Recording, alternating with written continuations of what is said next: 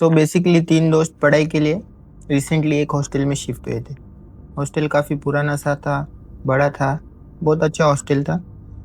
राहुल, रोहन और आयुष तीनों को एक ही रूम अलॉट हुआ। फ्यू मंथ्स पास्ट, तीनों के बीच में काफ़ी अच्छी फ्रेंडशिप हो गई, स्पेशली रोहन और आयुष के बीच में। दोनों काफ़ी साथ रहने लगे, सब कुछ सही चल रहा था। तीनों मस्त कॉलेज वॉलेज जाते थे। पढ़ाई तो खैर कोई करता ही नहीं था, अब लौंडे क्या ही पढ़ाई करेंगे। घूमना फिरना, सिटी एक्सप्लोर करना, गेड़ी मारना, काफ़ी सब मस्त चल रहा था। राहुल के घर कोई फंक्शन था तो राहुल कुछ दिनों के लिए अपने घर चला गया। एक दिन आयुष को बुक शेल्फ पर एक मोटी सी पुरानी सी लेदर की एक डायरी मिली। उस टाइम आयुष रूम में अकेला था। जैसे ही आयुष ने डायरी को टच किया, उसे एक जोर से चीखने की आवाज़ आई। आयुष ने एक बार के लिए उस पर कुछ ध्यान नहीं दिया, सोचा कोई हॉस्टल में बाहर होगा, इग्नोर्ड इट। बट आयुष को पता भी नहीं था उसने क्या उठा लिया है। आयुष डायरी खोलता है and he finds it fully empty. Diary के पन्ने पूरे ब्लैंक होते हैं। ऑब्वियसली आयुष डायरी अपने पास रख लेता है। एक रात रोहन बाहर गया हुआ था। वैसे तो ये हमेशा साथ ही जाते थे। अब राहुल भी घर जा चुका है, रोहन भी बाहर गया है। नाउ आयुष रूम में पूरा अकेला था, ऐसा आयुष को लगा। But there was somebody else in room 2। Ayush भी रूम में अकेला बोर हो रहा था, तो आयुष उसके डेस्क पर बैठ जाता है और डायरी खोल लेता है। आयुष ने सोचा कुछ लिख कर देखते हैं, ट्राई करते हैं। आयुष ने डायरी ओपन की। जैसे ही आयुष की पेन डायरी को टच करती है, आयुष के टेबल पर जो टेबल लैम्प था वो फ्लिकर करने लगता है। कट कट कट कैसे हमिंग साउंड आने लगती है। आयुष ये सब इग्नोर करता है और अपना नाम डायरी पर लिख देता है। डायरी पर लिखा हुआ नाम धीरे धीरे पूरी तरह डिसअपियर हो जाता है। ये सब चीज़ें आयुष के सामने हो रही है। लिटरली आयुष ने ये देखा है कि डायरी पर से उसका नाम खुद ब खुद मिट चुका है।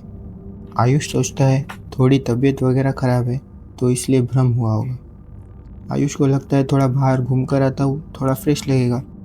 आयुष डोर के पास जाता है, तभी उसे पीछे से कुछ आवाज़ आती है। आयुष लिटरली देखता है कि एक बच्चा वही डायरी लिए फर्श पर बैठा है और गुस्से से डायरी के पन्ने पलट रहा है। रूम में पूरी तरह सन्नाटा है। आयुष बोलता है, भाई कौन है तू? अंदर कब आया और डायरी के साथ क्या कर रहा है? बच्चा रुक जाता है। रूम में पिन ड्रॉप साइलेंस है। आयुष की ओर वो गुस्से से देखता है और कहता है, ये मेरी डायरी है, तुमने इस पे अपना नाम क्यों लिखा? लिटरली उसकी आंखें लाल हो रखी है। आंखें पूरी ऐसी लाल लाल, बहुत भयानक सा काला सा चेहरा आयुष देख रहा है। आयुष पूरी तरह से डरा हुआ है।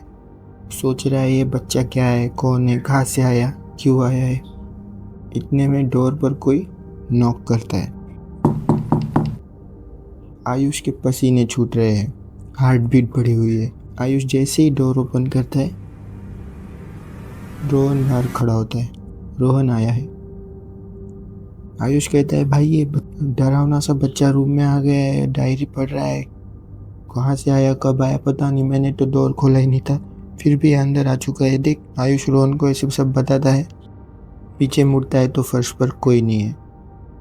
रोहन बोलता है, क्या है, पागल हो गया क्या?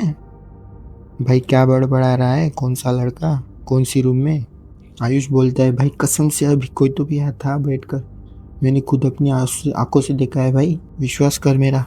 रोहन बोलता है, तो बताना कहाँ है। रोहन ये बात ऐसे ही हवा में उड़ा देता है और दोनों सोने चल जाते हैं। आयुष ट्राई करता है रोहन को समझाने का कि भाई कुछ तो अजीब हो रहा है मेरे साथ, अलग अलग चीज़ें दिखाई दे रही है, अजीब सी फीलिंग आ रही है, अच्छा नहीं, नेगेटिव सी फीलिंग लग रही है, पूरा रूम नेगेटिविटी से भरा हुआ लग रहा है। रात के करीब 2 बजे के आसपास रोहन की नींद खुलती है and he hears something from the desk. वो देखता है तो आयुष इतनी रात को वो डायरी लिए डेस्क पर बैठा है एंड डायरी से पढ़ के कुछ तो बड़बड़ा रहा है। फुल्ली अनक्लियर है, पता नहीं क्या बोल रहा है, कुछ भी बड़बड़ा रहा है। रोहन उसे आवाज़ देता है, भाई क्या बड़बड़ा रहा है इतनी रात को, सो जाना चुपचाप। उधर से कोई रिस्पॉन्स नहीं आता। आयुष लगा पड़ा है, रोहन फिर से बोलता है, आयुष क्या कर रहा है भाई? आयुष एकदम गुस्से से कहता है, सो जा ना, मुझे डिस्टर्ब मत कर। आयुष की आवाज़ एकदम चेंज हो गई है। It's like somebody else speaking from him. डरावनी सी हो चुकी है, आवाज़ एकदम भारी रफ हो गई है। रोहन आयुष को पूछता है, ऐसे क्यों बात कर रहा है, क्या हुआ तुझे? आयुष एकदम से गुस्सा हो जाता है, तुझे एक बार बोला ना मुझे डिस्टर्ब मत कर। आयुष अब रोहन को सिर्फ घूरे जा रहा है। आयुष की आंखें लाल हो गई है, बाल बिखरे हुए। आयुष डरावना दिख रहा है। रोहन को अब याद आता है आयुष रात में कुछ तो कह रहा था, अजीब सा हो रहा है। रोहन समझ जाता है ये आयुष नहीं है, आयुष पोजेस हो चुका है। पता नहीं ये कौन है, क्या है, बस कोई तो एंटिटी है जो आयुष को पोजेस कर चुकी है। रोहन बस इतना जानता है कि this is not good and nobody is safe in that room. Rohan अब सोच रहा है कैसे भी करके यहाँ रूम से बस निकलना है, इस रूम से बस निकलने की सोच रहा है। उसे कुछ सूझ नहीं रहा, डरा हुआ है। आयुष फिर से अपनी डायरी में घुस जाता है। डायरी पढ़ रहा है, कुछ बड़बड़ा रहा है, पता नहीं क्या है, लेकिन वो कुछ तो पढ़ रहा है डायरी में। रोहन एक बार के लिए सोचता है वार्डन से हेल्प मांग लेते हैं। आयुष अपनी डायरी में लगा हुआ है। रोहन इसी मौके का फ़ायदा उठाकर धीरे धीरे डोर की ओर बढ़ता है। पीछे से आवाज़ आती है, सोचना भी मत।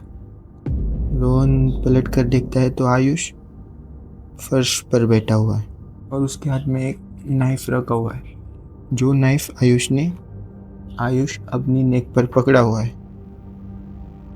और आयुष बोलता है, डोर के हैंडल को तूने टच भी किया तो मार दूंगा इसे।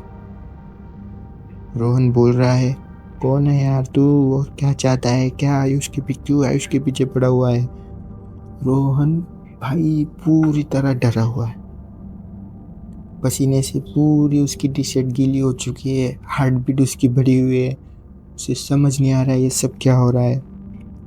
रोहन आयुष के सामने गिड़गिड़ा रहा है, छोड़ दे उसे, जाने दे, क्या बिगाड़ा है उसने तेरा? आयुष सिर्फ रोहन की ओर देखकर धीमी आवाज में हंस रहा है, एकदम evil smile, like he just doesn't care किसी की लाइफ रहे ना रहे, उसे कोई फर्क नहीं पड़ता। इतने में डोर पर कोई नॉक करता है। डोर पर नॉकिंग की आवाज़ सुनकर आयुष फर्श पर गिर गया और बेहोश हो गया। रोहन जल्दी से डोर खोलता है। बाहर देखता है तो हॉस्टल का वार्डन है। रोहन सीधे रोने लग जाता है। आयुष वह बेहोश पड़ा हुआ है। दोनों आयुष को रूम से बाहर ले गए, वार्डन के रूम में। रोहन पूरा मैटर वार्डन को समझाता है।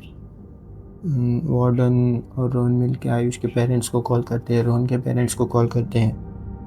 रोहन और आयुष दोनों के पेरेंट्स आते हैं। आयुष के पहचान वाले पंडित जी के पास ले जाते हैं। कोई तांत्रिक वांत्रिक होता है, भूत भगाने वाला, पंडित जी के पास ले जाते हैं। आयुष रोहन दोनों के पंडित जी विभूति धागा वगैरह कुछ बांध देते हैं।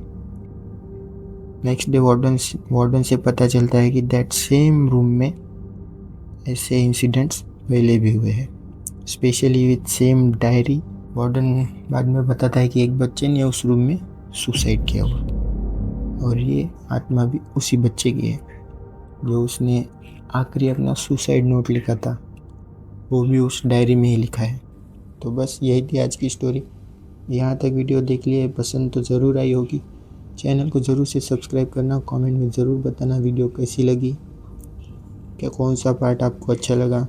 ऐसी हॉरर स्टोरीज़ वीडियो के लिए हमारे चैनल को ज़रूर सब्सक्राइब करिए, कमेंट करिए, लाइक करिए। Stay tune for the next one. Thank you so much.